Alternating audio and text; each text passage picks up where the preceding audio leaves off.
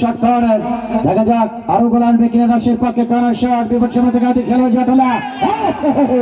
একটা শট করেছিলেন টাইমিং কিন্তু আড়াআড়ি ভাবে করতে পারলেন না রক্ষণ ভাগের খেলোয়াড় 4 নম্বর জার্সি জিতু।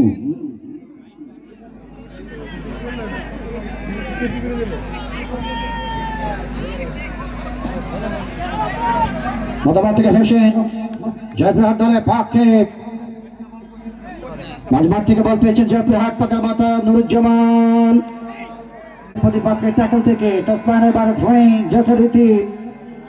রক্ষকের ক্ষেত্রে প্লাবন লাইনে ছেড়েছিলেন বল পেয়ে গেছে রাজশাহী দল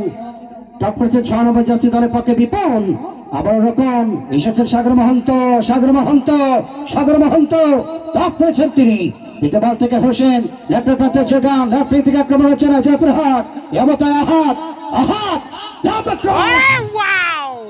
বডি রিফ্রাকশন এবং জেন ভাইয়ের বাড়িতে এই থানার মধ্যে পাশের থানায় বাগমারায় আমাদের মামুনুল ইসলাম জেট রাজশাহীর টিম ম্যানেজার ওনার বাড়ি সহ এখানে পাশেই এই কারণেই আমরা আছে কিনা দেখা দিল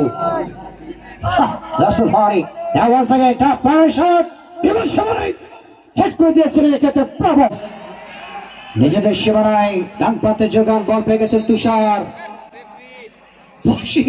কথা হইল অবস্থায় রকির বাধা রকি করা মার্কিং করছেন তিনি একটি বল খেয়ে গেছেন তারা সেটাকে প্রতিহত করবার জন্য রক্ষণ ভাগে কম্বিনেশন করছেন এক্ষেত্রে রাইট উইং ব্যাক নুরুজ্জামান তার সাথে তো পাশে রয়েছেন বিসাইড অফ দ্য লেফট এখানে প্লাবন সেন্ট্রাল স্টার একটা জিনিস মনে হয় বারবার যে আমার মনে হয় একটা করে প্লেয়ার যদি কম থাকতো আমার মনে হয় আর একটা খেলার একটা স্পেস বাড়তো গিজিবিজিটা বেশি হয়ে গেছে এখানে মনে হয় 10 সেটটা হলেই বোধহয় ভালো হতো যাই হোক সেটা কমিটি সিদ্ধান্ত নেবে প্লাবন বদবার থেকে যোগান পিঠে বলতে যাবার প্রত্যয় পাবে তো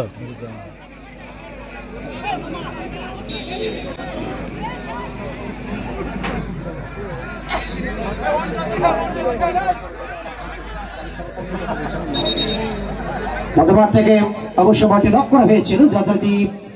বল পেছন অবস্থায় সঠিক হবে যথারীতি গ্রাসের পক্ষে সাব্বির আলিম